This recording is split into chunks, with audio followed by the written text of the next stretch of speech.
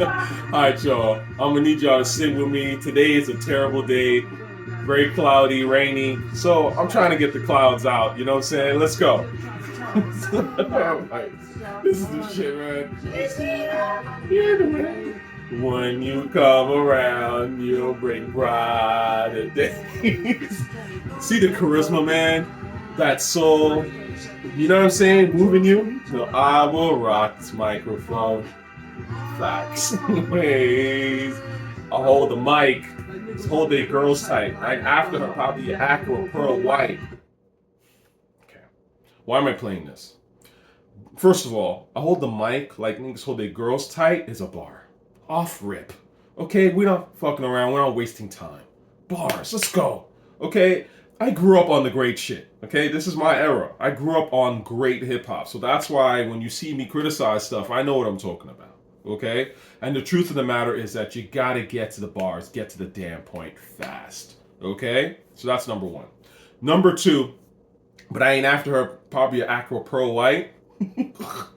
That's that diversion, the distraction. That shit's brilliant. That's sneaky villain shit. Okay, this is why we like Doom. Okay, this is, first of all, well written, but it fits his persona. Everything works. It all makes sense. He's a charismatic, smooth, you can't quite pin him down villain.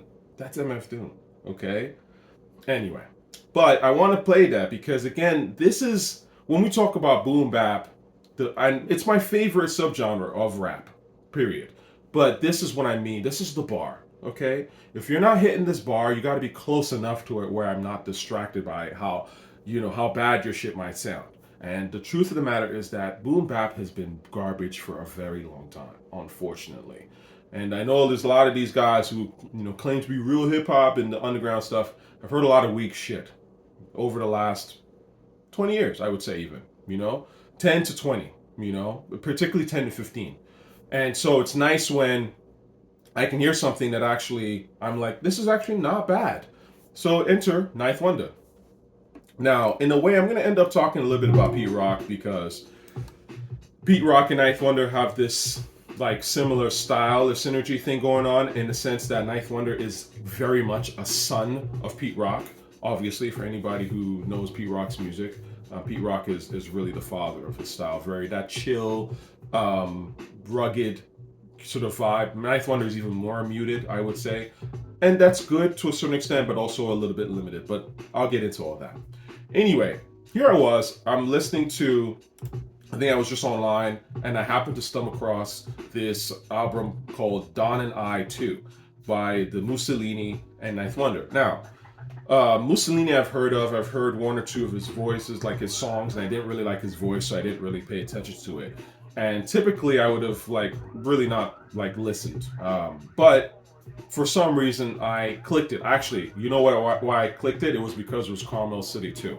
And I love the original Carmel City, which is the instrumental I'm playing right now. I mean, it's actually interesting. The first time I ever heard this record, I was on the highway. It was a beautiful day, and my brother had burned it onto a CD. I'd never even heard the main ingredient, so this is like 20 years ago.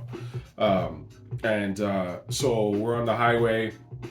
I believe he might have been driving. So you can just imagine, and it was in Toronto, actually. I'm pretty sure it was in Toronto. So we're going down to Gardner, and then this beat, the beat comes on and everything. And I was just like, oh my God, this beat is ill. This song is ill. This vibe is ill. So I do think it's interesting how the Carmel City 2 video is them riding around through the city. It's that, that classic hip hop summertime feel good type of vibe. And we need more of that. That's, again, when I hear something that actually feels fresh, I'm like, oh my God, I want to hear good shit, guys. You know what I mean? Not a hater, I'm a lover. So let's talk about Carmel City 2, because to me, that was the thing that made me go, oh, this is one of the best boom bap beats I've heard in some time. So I need to check out the rest of this project. Now, Carmel City 2 is the second track on Dawn and I 2. And, I really like this. Obviously, it's a Ninth Wonder beat, and it's very much in that Pete Rock kind of vein. The snares and the kicks are a bit muted, which is sort of Ninth Wonder style. I do think it's limited, to be honest with you. Like I said, it's a more of a mellow Pete Rock thing, which I'm not really a big fan of. But it's not whack. It's good in its own right. Don't get me wrong. But this is one of those things where I wish the snare was just a little bit harder, because the snare is really the, like, I don't know how to describe it. It's like the stamp, right? Like the sort of the strength of the snare really matters in a hip hop beat, right? It gives you that like it really does tell you how hard is the song. Period. You know what I'm saying? So anyway, the song itself is pretty decent. I'll play a little bit of it here. It just has a nice little feel to it. Oh, I love this part. This is what like really got me too. The first time I heard Carmel City, I was like, oof, I gotta go and listen to the main ingredient. And phenomenal album. Arguably the best Pete Rock and CL Smooth album. Arguably. I mean, the first one was also good too, but I maybe listen to the main ingredient more now that I think about it. So I like this vibe. Right? This is what boom bap needs, man. You know what I mean? Let's go. Like, let's some drums, some feeling, you know what I'm saying? Away from this slow Griselda depressed nonsense. So anyways, I like that vibe right off rip. I like how Pete Rock came on it. To me, he had the best verse on this entire shit, which is not a good thing. He had the best verse on the entire project to me.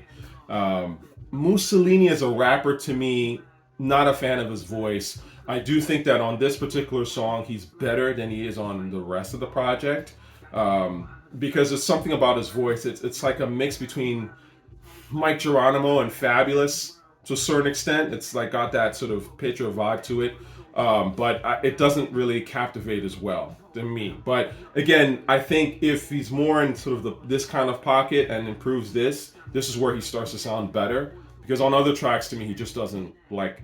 He doesn't sound good, you know, to be honest with you. And I do think that he's actually the weakest part of this link between Ninth Wonder and Musalini. Because the beats sometimes are actually hitting, but then when he starts rapping, I'm just not as interested. You know what I'm saying?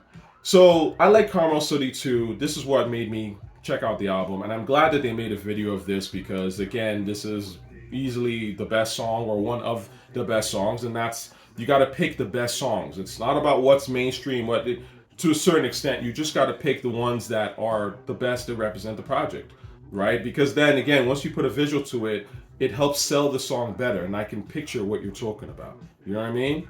Especially like I've always said this, the street records, when you do videos for them, you're in educating the audience, the casuals, on like, oh, there's a culture behind all this. It's not just a song, right? There is actual like hip hop mannerisms and movements, and you know, and jewelry and the fly shit and how people think, and you're showing the inner cities, and like this is all the stuff we're speaking on. So it's important to do videos for those great songs.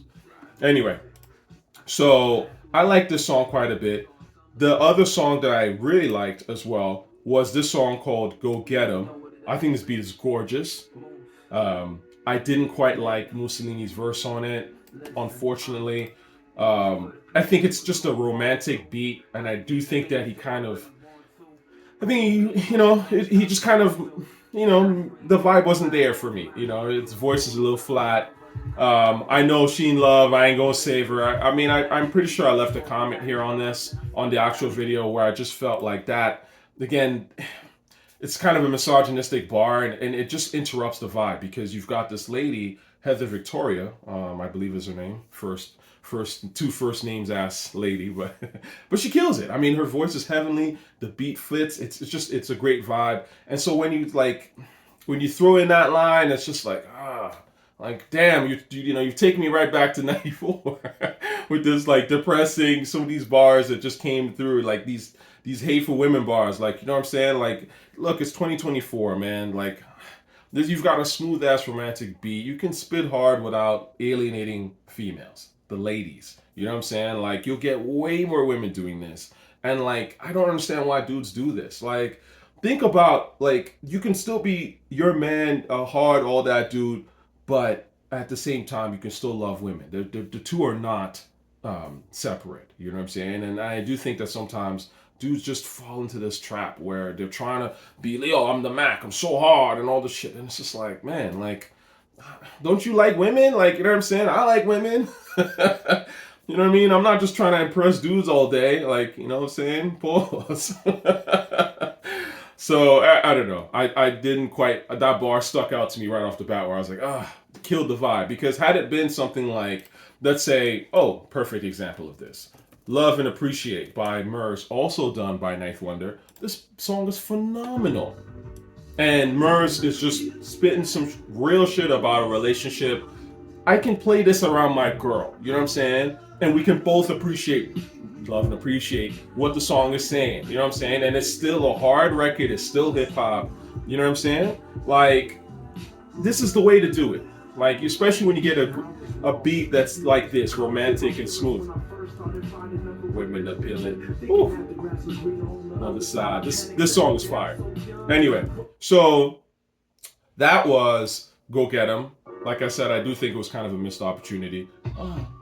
But whatever, it is what it is. Now, I listened to the rest of the album, didn't really hit me as much. There's a song called Keep It Player. It's got a light vibe, summery. It's okay, not really my kind of song.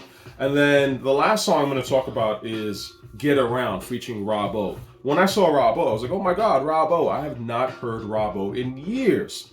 Obviously, the first thing whenever I hear Rob O or the name Rob O, I think of Worldwide, which is a classic song. Pete Rock, CL Smooth, Rob O murders it. Plus, I'm nice as Christ is too religion. That is one of my all-time, like, I'll always remember that bar. You know what I mean? So when I heard Rob O rap, I was like, his voice has changed, and unfortunately, not for the better. But, you know, age does catch up to all of us, and it's no real shot to him. But this is also why you got to use your voice while you still have it. You know what I'm saying? It's important. That's why youth is a great thing. Like, youth is the time to really, when you want to, do intelligent shit and do something powerful, try it in your youth, man. Because when you get older, it gets harder to do these things. That's all. And, if your voice has now changed, you need to kind of figure out a completely different flow, and then find the beats that match what your flow and all that stuff. And so it's this is obviously easier said than done. It's very difficult to do all that kind of stuff. That's why, again, like, at the time when you have that golden voice, don't waste it. You know what I'm saying? And again, I'm not saying that Robbo did. By the way, please don't take that as a shot at Robbo at all. It has nothing to do with Robbo in that regard. I'm just sort of jumping off that point as to the fact that voice does change. A lot of rappers cannot keep their voice as they had it 20 years ago. And that's just how life is. I'm always surprised when I hear Nas rap. Nas is one of the few that I think, but again, he is the golden child. We've known this for a long time. That has most of his voice intact. And I think that's a beautiful thing. Like, you need to have your voice intact because that's what people really gravitate to when they listen to rappers. It's not really the rhymes. I mean, I know that people in hip hop, we talk lyricism and all that. Yes, lyricism is extraordinarily important. Lyricism tells us who you are and it's memorable and everything. But the truth is, the underpinning of all of that shit when it comes to a rapper is the voice. I'm not the only one that says this. Primo says this. Pretty much any producer you know is going to tell you that. The voice of the MC matters actually much more than the rhymes. So that's why when I don't like rappers because their voices are whack to me, that's a very legitimate concern. It's super legitimate. In fact, it's the most hip-hop shit to say. The people that aren't paying attention to how a person actually sounds on a record, I would argue, are the casuals who aren't paying attention to this shit. So I would say in conclusion, check out this album if you're really looking for some boom bap. You have that boom bap itch and you like Ninth Wonder. I do think that this is, again, one of the better hip hop boom bap albums that I've heard in a long time. Didn't quite care for Musalini's rapping on it at all. Like I said, the voice is not my thing. The bars are not there.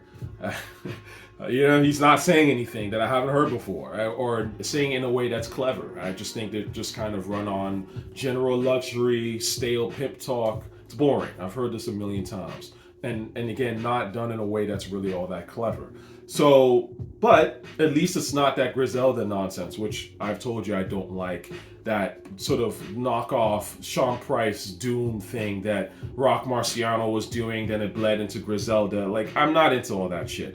Like, Doom and Sean Price did that shit better than everyone else, okay? I mean, if you were around for that era, you know what I'm talking about, all right? So my thing is move forward. Now, if you're not going to necessarily move the sound forward, like, there's nothing on, I would say, Dawn and I 2 that is like some new type of boom bap. No, it's very traditional. It's, in fact, those beats that he made could have been made 20 years ago when Ninth Wonder was really kind of coming up on the scene. So in that case, just do them well. Just do them decent enough where I go, yeah, that's a good beat. Make them well.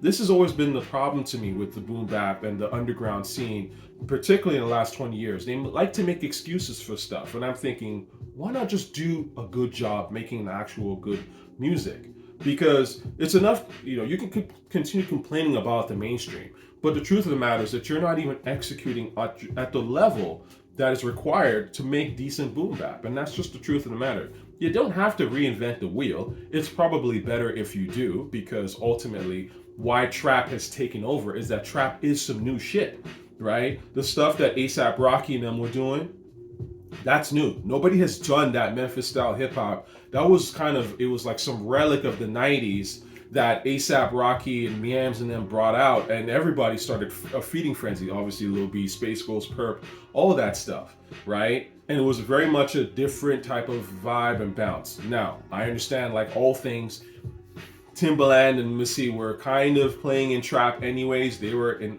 my honest opinion, the first to really bring trap mainstream. Really, if you kind of look at it, Big Pimpin' is a trap-like beat, right? Again, but still with that New York VA kind of style, right? But what I am trying to say is that we will follow the people, because hip hop is about whoever comes out with a new sound that genuinely takes over. The sound part is really important. That's why you got to follow the beat makers and the producers that are ahead of the curve, because they are the ones that dictate where hip hop is going. So, in summary, you don't always have to do the new sound, but if you're going to do an older sound, do it well. It's that simple. You can't do the old sound in a mediocre way and then complain about the fact that people don't know enough and they're not really hip hop if they don't like your new shit. It's like, no, the train already left the station, okay? Either innovate or die. And on that note, peace.